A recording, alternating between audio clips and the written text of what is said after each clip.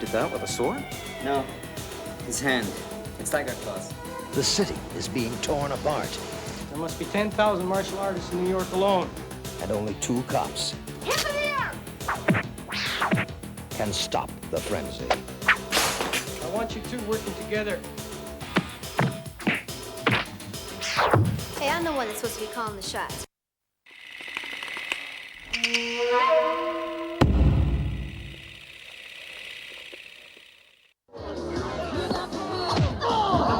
Yeah, I first came up with that on a demonstration. Actually, I used to do gymnastics and I would do dance. I would do anything I possibly could think of that would help me in my martial arts. And there used to be a dance where you jump up and kick the back of your head.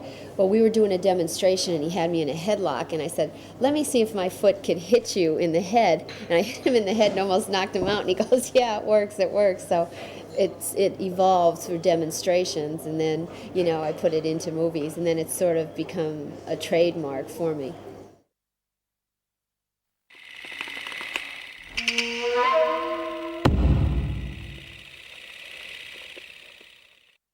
Well, I've studied a lot in my life. I started martial arts when I was 13, and I started off in Tung Soo-do, which is Korean karate, which is mostly kicks, and that's where I feel I developed a really good kicking base. Then I went into Shaolin Kung Fu, which is a lot of hand techniques, a lot of animal movements. Then I studied Eagle Claw Kung Fu, which I really like doing, and that utilizes all the movements of the eagle. I also know tiger claws, tiger hands, and I think that's probably what I could do the Chinese animal movements, you know, the 5 animals. You know, I think in the American movies I don't get the opportunity to do a lot of traditional techniques, which I would like to, because they like to see just like a lot of high flashing kicks and that type of movement there. But I would love to do something, you know, where I could utilize like praying mantis hand techniques or traps or, you know, different kind of more traditional hands. It is a mystery I'm looking for a master that teaches tiger. that will lead to a forbidden world. Defend yourself. A world of fear, This guy is dangerous. violence, You'll be on your own in there. Anything could happen. and corruption. All right. Now, they're getting closer to the truth I need more time. There's no more time. and closer to the killer.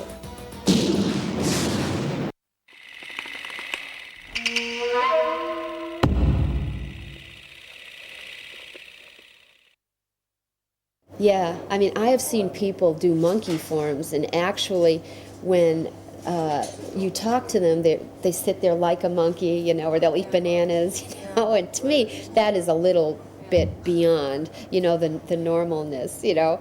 But I do like watching, like you know, like eagles, like if they're fighting, like just the eyes, you know, and then when I would compete in competition, try to develop that fierceness in the eyes, you know, so just try to relate without being crazy about it.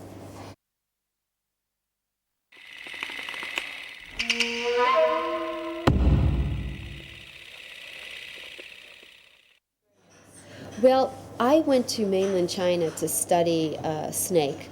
I studied the snake, and it was an interesting feeling because you really almost got to feel the persona of that animal. Like you said, it isn't just doing the movie. You kind of got to get into that kind of feeling, and you wear like a costume that is almost snake-like.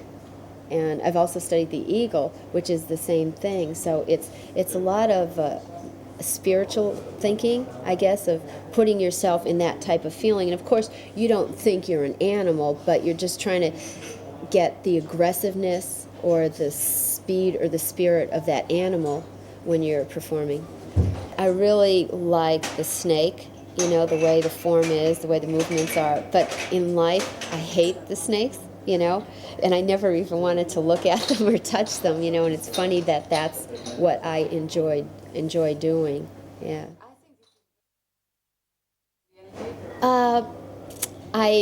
I have a very unique interest in snakes. Whenever I go to zoos, I head for the snakes. You know, I was in Australia, they were having a snake demonstration. I head for that.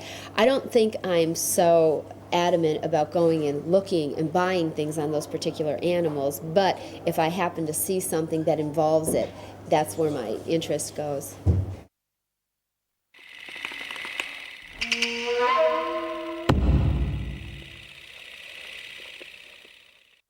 No, I still don't like them. I still don't. No, I even like to touch them. I don't like to touch them, you know, but they fascinate me. Yeah. Yeah.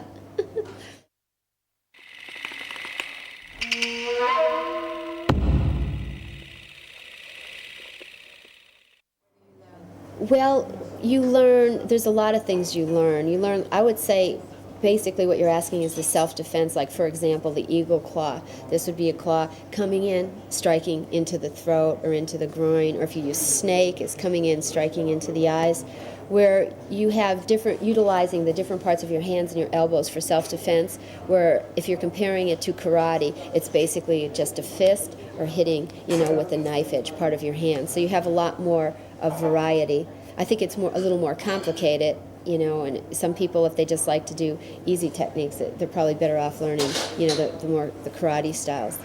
But I like all the variations in Kung Fu, you know, there's so many that you could do. You know, maybe some of them you wouldn't do for self-defense, but you learn it as a traditional art.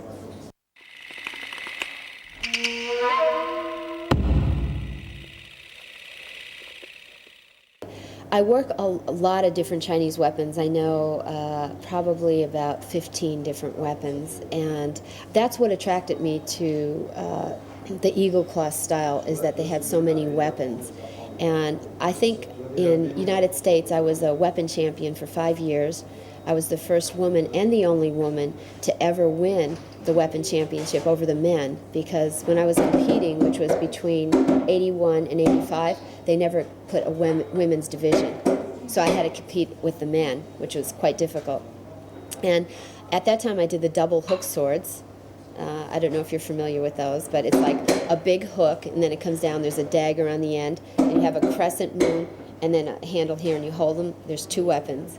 And you can hook them together, and it becomes one long weapon, or you could use it like two swords. I used to use those. They're very dangerous to use. I cut my leg once with them, just walking and holding them like on my side. They hit my leg, and I looked down, and I had all this blood coming out of my leg, so the points are very sharp. So it was very dangerous. I'd say that is probably my most favorite weapon to work with. I like working with the swords, the broadswords. I like the steel whip. Three-sectional staff, and I like the straight sword with the long tassel and the short tassel.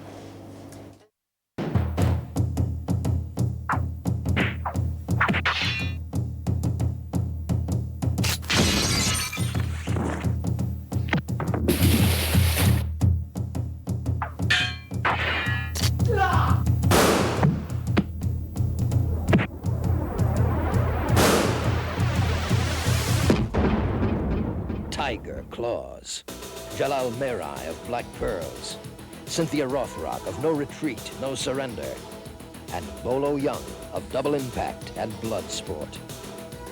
Tiger Claws.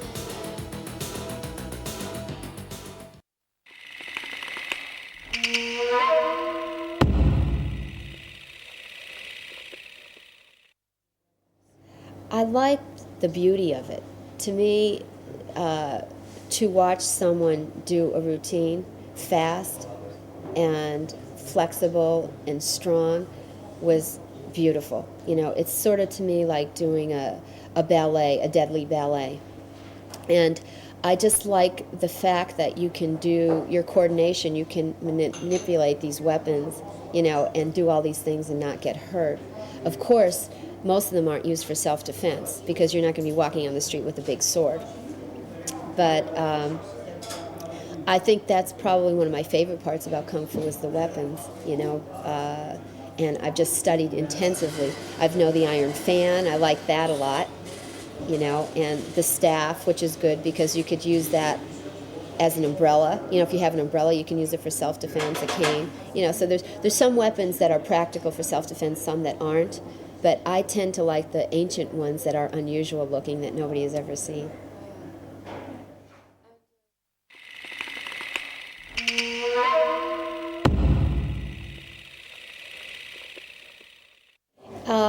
I've learned about medicine. I've learned about the didajiao, the Chinese herbs, because I had so many bruises. I've learned that and how you can make it with different herbs and the ointments. I've no pressure points where you can disable someone, but I don't know. Probably maybe what you're talking about is points where you can touch someone and kill them, or those kind. No, I didn't get into that.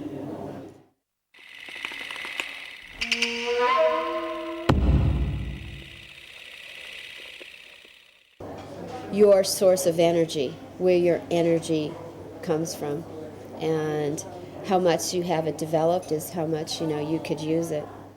I think its base is below the belly button. About 3 inches below there.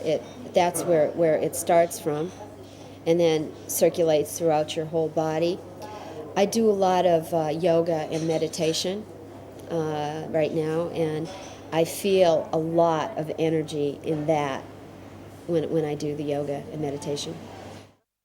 It's very hard to develop. I know if you develop your chi like the traditional Kung Fu masters, it takes a long, long time. It's a long process. I'm not really sure what it involves, but I know it's not an easy thing to do. I think what happens is people have it, and naturally they develop, for instance, when you hear someone picks up a car, maybe, like some child was hit and the parent comes up and picks up the car, that's their energy, their body coming naturally, but to call on that to happen at will, I feel that it's a rare thing, and not that many people can do that. I've had a lot of discussions about it, and I was in Indonesia, and we were talking to someone that said they had developed it, and so we said, well, if we throw this toothpick at you, you can evade it, and they said, yeah, so we didn't. It hit them in the face, so they weren't telling the truth. And then someone said, well, it only works if you believe, because you see a lot of chi masters doing demonstrations, and they'll go like this, and the people will fall without them touching, But if you get an average person that doesn't believe and they do that, they say it doesn't work. So I don't know. I don't know, because who can do it and who can't. I think maybe there are people that can, and there are people that say they can and they really can't. It's unless you're there and you experience someone knocking you back without touching you, then that's right. So far, that hasn't happened to me. I haven't found anybody that could do that.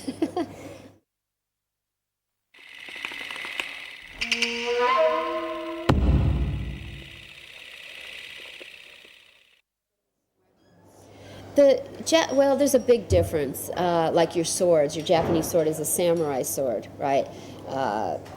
Chinese, the way the make is, the way the movements is completely different. You have 3 sectional staff in Chinese weapons. You have the nunchaku in Japanese, which is 2 sections. A little bit similar, but not much, because you're working with 3. It's like night and day between the two ways. The way the weapon looks and the way you use the weapon is completely different.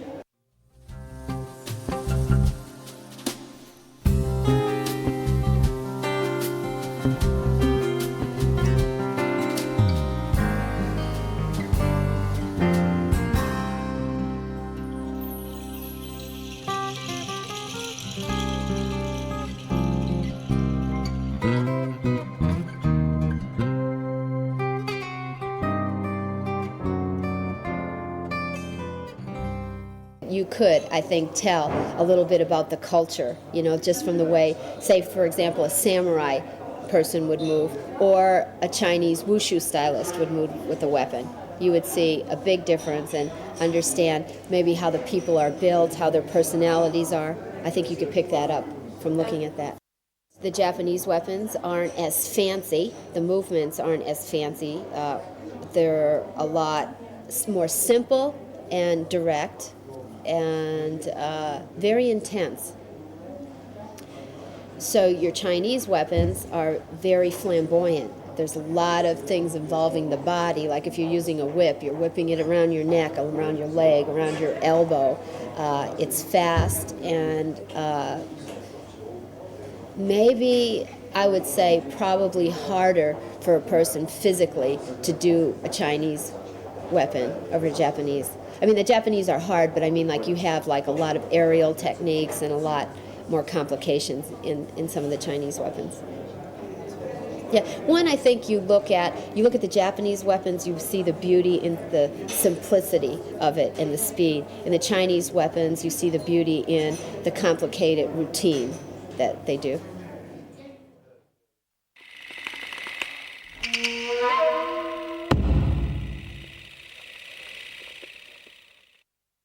Well, I respect the people that do it because I certainly wouldn't go in and do that. It's very brutal and tough, but I went to an event just a while ago. They had one in North Carolina, and it was kind of a funny feeling. I felt like I was almost like watching a cockfight, or I was in ancient Roman days and they were like gladiators fighting. Being a martial artist, I respected the technique and enjoyed it, and in one sense it kind of made me cringe every time I'd see someone just get pounded in the face.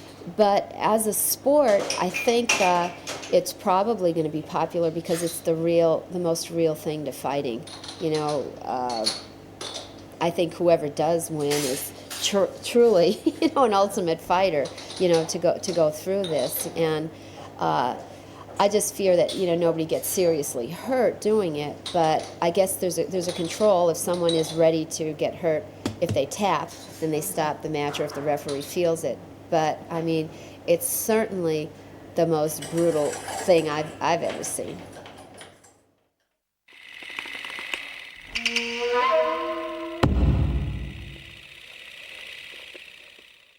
Probably what they lack the most is a lot of women, they have to hit to the vulnerable areas first, which are the eyes or the groin or the throat. And the first thing they go is, oh, I can't do that. So I think it's getting rid of that feeling that they can't hurt someone, is trying to get them to realize that this is serious. It's not a laughing matter. And if someone is coming up with a choke, they're going to kill you. So you have to be able to strike right into their eyes or right into the groin.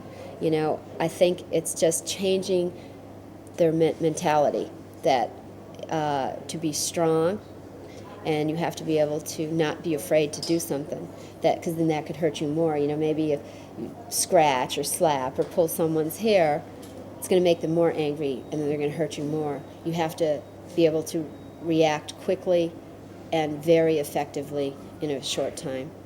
So I think with practice, it's trying to get them to overcome that fear. Is like, oh, I couldn't hit someone in the eyes, or, you know, I get that a lot when I used to teach women. Okay, good. Well, thank you.